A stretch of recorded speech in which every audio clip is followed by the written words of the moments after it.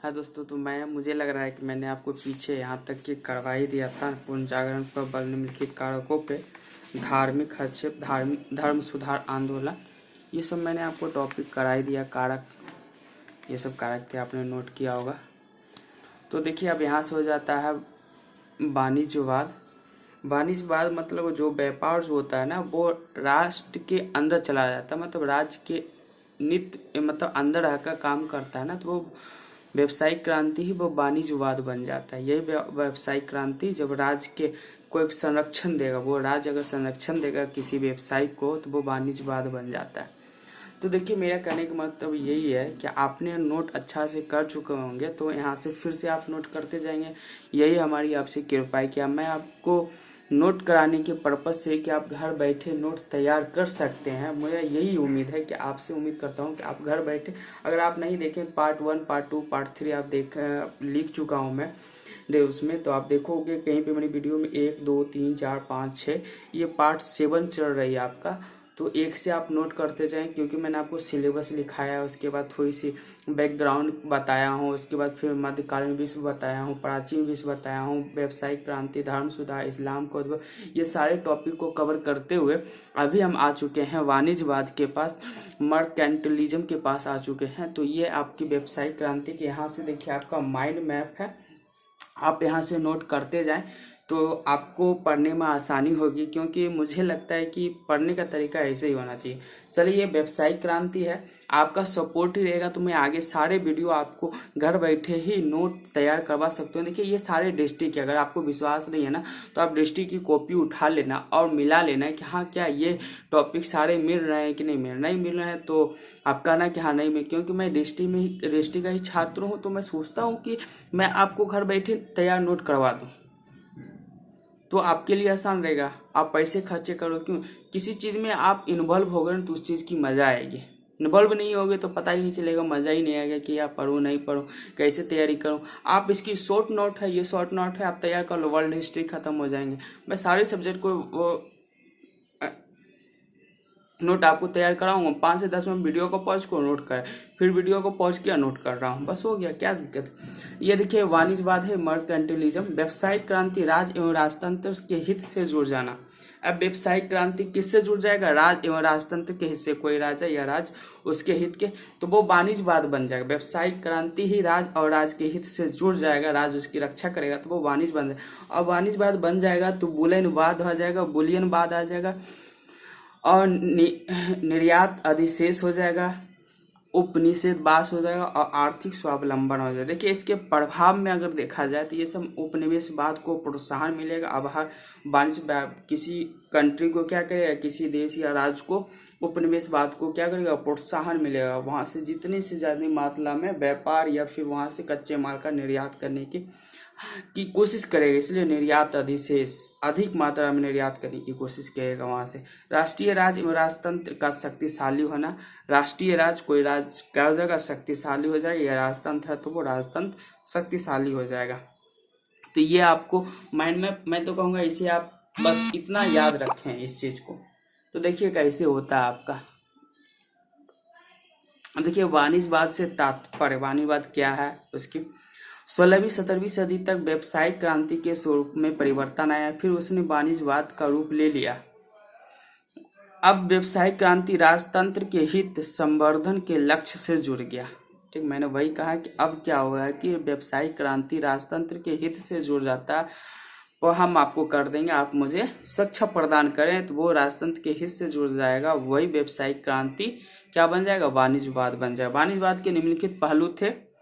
बुलियनवाद, देखिए कीमती धातु का संग्रहण, बुलियनवाद मतलब कीमती धातु का संग्रहण, विभिन्न यूरोपीय सरकारों का बल कीमती धातु के संग्रहण पर था। बुलियनवाद समझ रहे हैं कि कीमती धातु का ज्यादा से ज्यादा क्या करना, उपभोग करना, ज्यादा से ज्यादा मात्रा में आयात करना, वहां से निर्यात करना, क्योंकि कीमती धातु किसी भी राष्ट्र की शक्ति के प्रतीक माने जाते। कीमती धातु क्या जाते, किसी भी राष्ट्र के शक्ति माना जाता है। निर्यात अधिशेष, निर्यात को प्रोत्साहन देना और आयात की कटौती करना उस काल में यूरोपीय देशों की सामान्य नीति बनी रही। सामान्य चल रहा था कि हम क्या करें, आयात कम करेंगे और निर्यात सबसे ज्यादा करेंगे।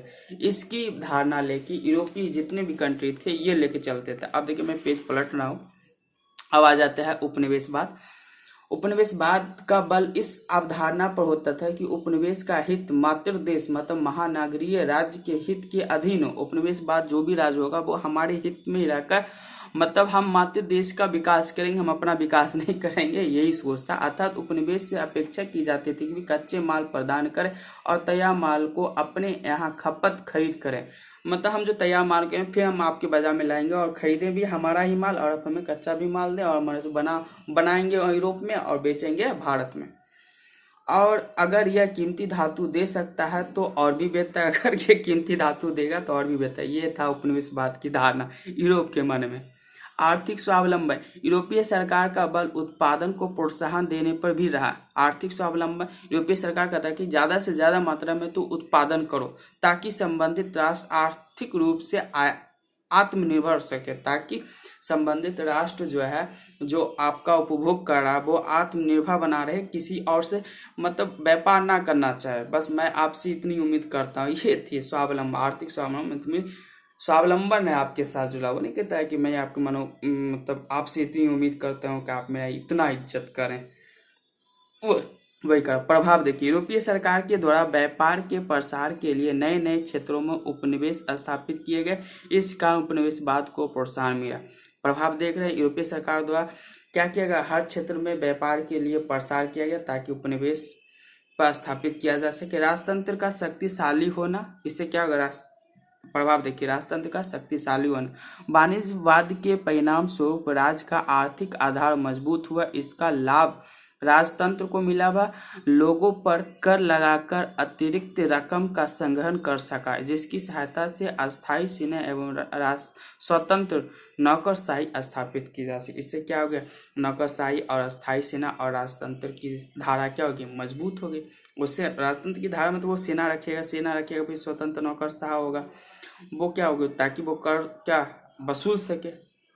ये सब थी, ये प्रभाव आप देख लिए, 2 पॉइंट है प्रभाव के। अब राष्ट्रीय राज्य का उद्भव तथा निरंकुश राजतंत्र, इससे क्या होगा, निरंकुश राजतंत्र भी तो कुछ उत्पन्न होगी। सामंतवाद का पतन, धर्म सुधार आंदोलन, पूर्ण जागरण और वाणिज्यवाद, ये होंगे राष्ट्रीय राज्य का उद्भव में। राष्ट्रीय राज्य उद्भव होगा, निरंकुश राजतंत्र, इसकी थोड़ी सी आप देख लेते हैं, आप नोट करते जाए। मैं नोट के पर्पज से ही आपको नोट तैयारी करवाने के लिए कि आप नोट तैयार कर लें घर बैठे। 16वीं और मन लगाना आपका कर्तव्य है कि मन लगाइए तो ही मन लगेगा। बगैर किसी चीज़ में मन न लगाना आपका मन लगेगा नहीं। लोगों के साथ मेरे को भरम है कि पैसा खर्च करूँगा तभी पढ़ाई करूँगा, अब तो फ्री आ गई डिजिटल दुनिया। 16वीं 17वीं सदी तक यूरोप में राष्ट्रीय राजतंत्र की स्थापना होने लगी तथा यूरोप के कुछ महत्वाकांक्षी शासकों ने अपने राष्ट्रीय सीमा को स्पष्ट किया। फिर वही समय था जो सामंत के कब्र पर राजतंत्र पुनः स्थापित हो रहा था तथा यूरोप में कुछ महत्वाकांक्षी शासक सक्रिय थे। उदाहरण के लिए लुई 13वां और 14वां, ऑस्ट्रिया में मेरिया थेरेसा, रूस में कैथरीन द ग्रेट आदि निम्नलिखित कारकों ने राष्ट्रीय राज्य के उद्भव को संभव बनाया। आप नोट करते जाएं। कि सामंतवाद का पतन, सामंतवाद के पतन ने यूरोपीय राजतंत्र की शक्ति अर्जित करने का एक अवसर दिया। सामंतवाद का जैसे ही पतन होगा तो क्या होगा, राजतंत्र मजबूत होगा, एक अर्जित होगा। प्रोटेस्टेंट आंदोलन, इसका लाभ उठाकर यूरोपीय शासक क्षेत्रीय चर्च को अपने अधीन करने लगेगा। प्रोटेस्टेंट आंदोलन जब होगा मतलब चर्च व्यवस्था विफल करने के लिए जब आंदोलन होगा तो क्या होगा, यूरोपीय शासक क्षेत्रीय चर्च को अपने अधीन करने के लिए होगा कि हम अब चर्च पे को अधीन कर लेते हैं। पूर्ण जागरण देखें, पूर्ण जागरण के मध्य जो ग्रीक एवं लैटिन साहित्य के अध्ययन पर बल दिया गया, उस क्रम में रोमन विधि संहिता पुनर्जीवित हो गई। इस संहिता में शक्तिशाली राजतंत्र पर बल दिया गया था। समकालीन चिंतकों का समर्थन, हॉब्स एवं बोंधा जैसे चिंतकों ने शक्तिशाली राजतंत्र पर बल दिया। हॉब्स और बोंधा जैसे चिंतकों का शक्तिशाली राजतंत्र पर बल दिया। इनका चिंतन था वो कुछ कहे होंगे। ये हॉब्स वर्ग का वंश, यह आ जाता है 30 वर्षीय युद्ध एवं वेस्टफेलिया की संधि 1648 ईस्वी में। आपको क्वेश्चन भी आ सकता है वेस्टफेलिया की संधि कब हुई, या 30 वर्षीय युद्ध तो 1648 ईस्वी। देखिए आपको कैमरे में अगर साफ ना आता होगा तो थोड़ी सी आपको दिक्कत करनी, क्योंकि मैं मोबाइल से रिकॉर्ड करता हूँ मैं सोचूंगा एक बार और फिर से वर्ल्ड हिस्ट्री आपको नोट्स अच्छे से सही ढंग से समझा के पढ़ाया जाए, आप नोट करें। टॉपिक वाइज मैं ज़्यादा लंबा वीडियो भी नहीं करना चाहता। 30 वर्षीय युद्ध 1618 ईस्वी से आरंभ होकर 1648 में समाप्त हुआ। इसी से 30 वर्ष युद्ध भी कहा जाता है भाई। लगभग अनिर्णित रहा मतलब इसका यह एक अखिल यूरोपीय युद्ध था जिसमें दोनों पक्ष लड़ते हुए थक गए। कोई निर्णय ही नहीं आ रहा था और निर्णय था मतलब बेगर निर्णय लिए हुए, मतलब कुछ डिसाइड किए हुए हम युद्ध कर रहे हैं, ये था। अब वो थक गए थे। यद्यपि इस युद्ध का घटनाक्रम उतना महत्वपूर्ण नहीं है जितना इसका महत्व, अर्थात यह यूरोपीय राजनीति में एक नए युग के आगमन का सूचक था। कुछ यूरोप में कुछ ऐसी घटना घटी थी जो महत्वपूर्ण दिखाई देती, लेकिन युद्ध से दोनों पक्ष में लड़ते हुए युद्ध का घटनाक्रम नहीं था। कुछ ऐसा नहीं, कुछ ऐसा हुआ था इसलिए युद्ध 30 वर्ष तक चला, नहीं। लेकिन ये 30 वर्ष चलने के पीछे कुछ ऐसा आगमन है, नए युग का आगमन हुआ, ये सूचक बताएगा।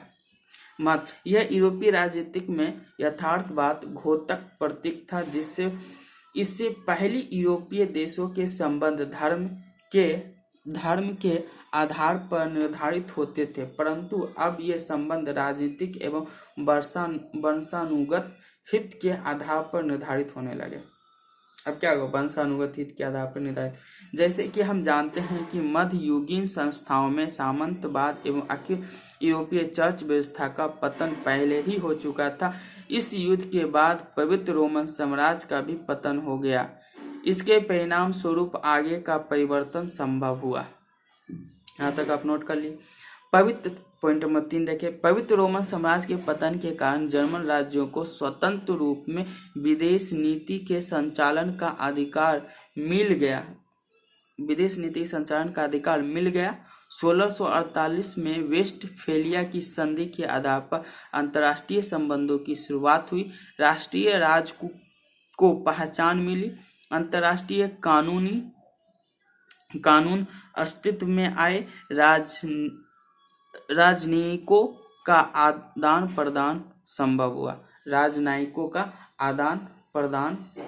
हुआ। ये राजनयिकों मैं शायद गलत लिखा हूँ, मैं जो बोल रहा हूँ वही आप लिखना। पहले राज्यों का संबंध धर्म के आधार पर निर्धारित होता था, परंतु अब एक बार रोमन कैथोलिक चर्च व्यवस्था का विघटन हुआ तथा पवित्र रोमन साम्राज्य का पतन हो गया था, तो यूरोपीय पवित्र रोमन साम्राज्य कौन था? तो पूर्वी रोमन साम्राज्य पवित्र रोमन साम्राज्य बना था भाई, मैंने पीछे आपको बता ही दिया था। राज्यों के बीच परस्पर संबंध शक्ति संतुलन की अवधारणा के आधार पर निर्धारित होने लगा। राज्यों का संबंध अब शक्ति संतुलन की अवधारणा के आधार पर निर्धारित होने लगा। देखिए अब आपको यहाँ से क्वेश्चन आ जाता है, तो ये क्वेश्चन है type of question, hypothetical question. इस प्रश्न में एक वक्तव्य स्टेटमेंट दिया जाता है जो आपको सिद्ध करना होता है कि इसी के अनुकूल अंत में डायरेक्टिव निर्देश होता है, अर्थात व्याख्या कीजिए, विश्लेषण कीजिए, प्रकाश डालिए आदि। इसी चीज पे आता है ना, क्या व्याख्या कीजिए, विश्लेषण कीजिए, डायरेक्टिव निर्देश दीजिए, है ना, ये विश्लेषण या प्रकाश डालिए, ये सारे बिंदु आ जाते हैं। तो देखिए मॉडल प्रश्न, इन कारकों की व्याख्या कीजिए जिनके परिणाम स्वरूप राष्ट्रीय राज एवं शक्तिशाली राजतंत्र का उद्भव एवं विकास संभव हुआ। मॉडल प्रश्न है कि उन कारकों को व्याख्या कीजिए जिनके परिणाम स्वरूप राष्ट्रीय राज एवं शक्तिशाली राजतंत्र का उद्भव एवं विकास। आप पीछे पढ़ा चुका हूँ, आप नोट भी तैयार सके, तो अब आप बताएं किन कारकों को व्याख्या करना है आपको कि राष्ट्रीय राज एवं शक्तिशाली राजतंत्र का उद्भव एवं विकास कैसे हुआ। ठीक, क्योंकि सामंतवाद का पतन हो चुका था, पूर्वी रोमन समाज का क्या हो गया, अंत हो चुका था। लोग व्यापार करने के लिए क्या हुआ था, एक संरक्षक की खोज की जाए तो वो राजतंत्र के रूप में उभरा। तो क्या होगा, वो उसको कर देना प्रारंभ किया। कर देने के प्रारंभ में वो सेना रखे, स्वतंत्र ये नौकरशाही की स्थापना हुई, जिससे क्या हुआ, वर्चस्व बढ़ा राजतंत्र का। धीरे धीरे वो क्या होगा, वंशानुगत का रूप भी ले रहा था। यही सब घटना आप लिखते जाओ ना, यही टॉपिक है भाई, ऐसे ही तो लिखा जाता है। ऐसे लिख दोगे ना, वाह क्या यूपीएससी में तुमको नंबर मिल जाएगा यार भाई, सही बात है यार, ऐसे ही लिखा जाए। देखो तो इसी सामने लिखा है, लेखन की विधि पर चयनात्मक पंक्ति आकर्षक हो देखिए तो ये हिल जाती है ना, जो प्रेक्षक वर्ग को प्रभावित कर सके। अगर संभव हो तो एक थेसिस स्टेटमेंट को दिया जाए तथा हमारा लेखन इससे सिद्ध करने का प्रयास करें। शेष लेखन पॉइंट एवं पैराग्राफ में भी हो सकता है जो थेसिस को सिद्ध कर सकते हैं। पैराग्राफ में भी आप लिख सकते हो। थेसिस को सिद्ध करने के लिए पर्याप्त तर्क एवं उदाहरण हो। थेसिस को आप सिद्ध कर रहे हैं, जिस पॉइंट को आप बता रहे हैं उसे एग्जाम्पल भी देके आप बता सकते हैं। अंत में एक पंक्ति में निष्कर्ष दिया जाना चाहिए। राष्ट्र में उस एक पंक्ति में लिख दो। देखो 16वीं 17वीं सदी में इसका आंसर देखो कैसे लिखना है। 16वीं 17वीं सदी में यूरोप में राष्ट्रीय राजतंत्र का उद्भव एवं युगांतरकारी घटना थी। 16वीं 17वीं सदी में ही राजतंत्र का उद्भव होगा, जो एक युगांतर मतलब शुरू से ही घटना घट रही थी, लेकिन उस पे को ध्यान में रखते हुए एक राजतंत्र की स्थापना हुई थी। सामंतवाद के कब्र पर राष्ट्रीय राजतंत्र का उत्थान हुआ था। सामंतवाद का अंत ही तो राष्ट्रीय राजतंत्र का क्या होगा, उद्भव होगा। देखिए आर्गुमेंटेटिव क्वेश्चन, ऐसे प्रश्न में पहले हम प्रश्न अपना झुकाव स्पष्ट करना होता है। ऐसे ये आर्गुमेंटिव है क्वेश्चन। पक्ष और विपक्ष दोनों गुण लिखना है, लेकिन पक्ष में आपको 80% लिखना पड़ेगा और विपक्ष में कम से कम 20% तो लिखना ही पड़ेगा ना। सारे 100% पक्ष में नहीं लिख सकते ना, कुछ ना कुछ आपको इसमें लिखना पड़ेगा। फिर भी हम अपने स्टेटमेंट स्टैंड के अनुरूप उत्तर लेखन करते ऐसे प्रश्नों को पढ़ा डायरेक्टरी के रूप में लिखित शब्द मिल सकते हैं। आलोचना कीजिए, समीक्षा कीजिए, विवेचन कीजिए, या क्या आप सहमत हैं आदि ऐसे ही लास्ट में मिलते हैं ना, किसी की आप इस प्रश्न में समीक्षा कीजिए, इस प्रश्न पे आप विवेचन कीजिए, चर्चा कीजिए, सहमत हैं तो आप टमाटो प्रश्न, क्या आप इस कथन से सहमत हैं, यही क्वेश्चन आएगा। क्या आप इस कथन से सहमत हैं कि राष्ट्रीय राज्य का उद्भव योजना के कम एवं संयोग से अधिक हुआ था। उसके मत के पक्ष में उत्तर दे। योजना नहीं था, लेकिन उसके मत में आप एक संयोग था। क्या एक संयोग था? नहीं, योजना तो पहले से भाई पीछे तक सामंतवाद का अंत होगा तो ऐसी धाराएं आ सकती है। आप इमेजिन कर सकते हो, समझ तो सकते हो ना कि भाई ऐसी आएगी। व्यापार के संरक्षण के लिए क्या होगा, एक राजा का उद्भव होगा, राजा उसके संरक्षण देगी तो उससे फिर कर होगा, कर से क्या होगी, सेना होगी, सेना से नौकरशाही की स्थापना होगी, वो कर भी वसूलेंगे, राजा को टैक्स देंगे, राजा स्थायी सेना। फिर पुनर्जागरण में जैसे प्राचीन विश्व में जैसी हो रही थी घटना, वैसे ही अब पुनर्जागरण में भी घटना घटने को देखने को मिल रही है ना। अब चर्च व्यवस्था पे भी क्या हो जाएगा, राजा का अधिकार हो जाएगा। अब हम इस तथ्य को देखिए, 16वीं सदी यूरोप में राष्ट्रीय राज्य का उद्भव एक जटिल प्रक्रिया का परिणाम था। यद्यपि इसके उत्थान में संयोग की भूमिका रही थी, परंतु निर्णायक भूमिका तो एक संगठित योजना ने ही निभाई थी। एक संयोग की भावना है, लेकिन एक संगठित योजना भी तो थी इसके पीछे। हम यह तथ्य को कैसे नजरअंदाज कर सकते हैं कि सामंतवाद के पतन का परिणाम एक प्रकार की राजनीतिक अराजकता भी हो सकता है, परंतु यूरोप के महत्वाकांक्षी शासकों ने इस घटना का अपने पक्ष में फायदा उठाया था। देख सकते हो आप। इस प्रकार पुनर्जागरण संयोग परिणाम हो सकता है, परंतु पोस्टेड आंदोलन की तो योजना का परिणाम ही माना जा सकता है, क्योंकि यूरोप के शासकों ने अपने पक्ष में इसका उपयोग किया तथा प्रोत्साहन भी दिया था। यह भी सही है। अंत में व्यावसायिक क्रांति को घटित होने के संयोग की भूमिका मानी जा सकती है, क्रांति के संयोग की, परंतु वाणिज्यवाद तो संगठित योजना का ही परिणाम था। निष्कर्ष में आप अब लिख देखते हैं। उपयुक्त बातों को प्रकाश में हम कह सकते हैं कि संयोग में राष्ट्रीय राज्य के उद्भव के लिए उचित परिस्थितियां निर्मित की थी, परंतु योजना के माध्यम से उसे अंजाम दिया गया। योजना। अब एक क्वेश्चन मैं आपको लिखवा रहा हूँ, या आप क्वेश्चन लिखना पीछे आप नोट कर चुके हो। तो देखिए यही क्वेश्चन 16वीं 17वीं सदी के यूरोप में राष्ट्रीय राज्य का उद्भव संयोग से कम एवं योजना से अधिक था। इस कथन की 100 उदाहरण देकर व्याख्या कीजिए। यह हाइपोथेटिकल क्वेश्चन है, सहमत हैं तो आप इसके पक्ष में आप एक आंसर लिखें। अगर लिखने की इच्छुक है तो मैं तो ऐसे क्वेश्चन दूंगा, और आपको मॉडर्न में आपको इतने क्वेश्चन दूंगा तो आप लिखो, लिखने की प्रैक्टिस हो जाएगी। क्वेश्चन आंसर की मत पूछो यार, तब तो आप लिखने सोचें समझें की कैपेसिटी होगी, बात खत्म। जिस समय आप सोचने लगे ना सब चीज पे, तर्क करने लगे ना, बस हो गया। अब मैं आपको ऐसे ही पार्ट 2 में यूरोपीय प्रबोधन, अब आपका वर्ल्ड हिस्ट्री का चैप्टर स्टार्ट होगा। प्रबोधन, अमेरिकी क्रांति, विश्व क्रांति के महत्व, फ्रांस की क्रांति, यहाँ से आपका सिलेबस पार्ट 2 परिवर्तन, यहाँ से आप नोट करेंगे अच्छा से। देखिए वे बैकग्राउंड आपका क्लियर हो जाने के बाद व्यवसायिक क्रांति आप समझ गए, प्राचीन विश्व मध्यकालीन। तो दोस्तों हमारे चैनल को लाइक और सब्सक्राइब करना, क्योंकि मैं आपके लिए मेहनत कर रहा हूँ, नोट करवा रहा हूँ, तो थोड़ी तो बनती है कि हमें भी आप सपोर्ट करें। चलिए, थैंक यू।